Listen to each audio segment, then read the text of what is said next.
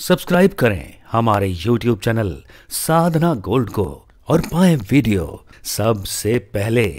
और हाँ, bell icon दबाना ना भूलें। जीवन में आपके कोई भी ग्रह दोष हो, गैया मैया की सेवा करो।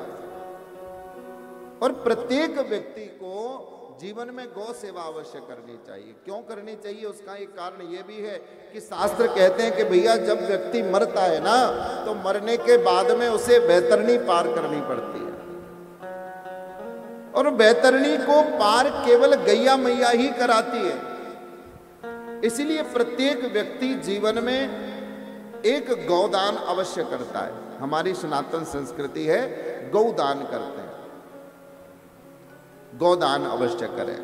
अगर गौदान नहीं कर सकते, इस समर्थ में नहीं है मैया कि हम गौदान नहीं कर सकते, तो क्या करें?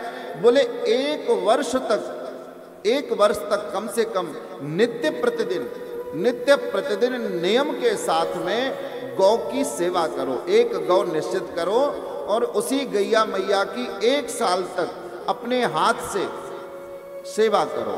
उसे नित्य प्रतिदिन उसे भोजन खिलाना, जितना जब समय आपको मिलता है। आप हर समय तो नहीं रह पाएंगे, लेकिन नित्य प्रतिदिन जाकर के उसकी सेवा करना, उसे जल पिलाना, चारा खिलाना, गुड़ खिलाना, आदि आदि चीजें से। तो 1 वर्ष तक गौ मैया की सेवा करने से भी वो गौ माता आशीर्वाद दे देती है, और वैतरणी नदी को पार करने के लिए वही गौ माँ दूसरे स्वरूप में आपके सामने प्रकट होती है, अगर आप 1 वर्ष तक गौ सेवा करते हो।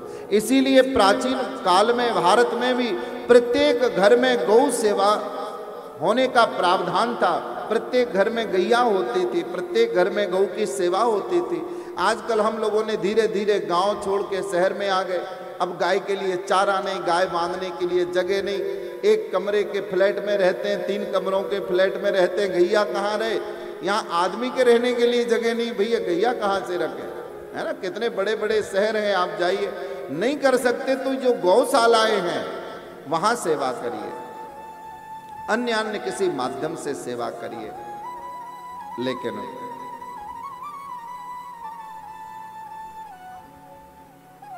होता है जिनका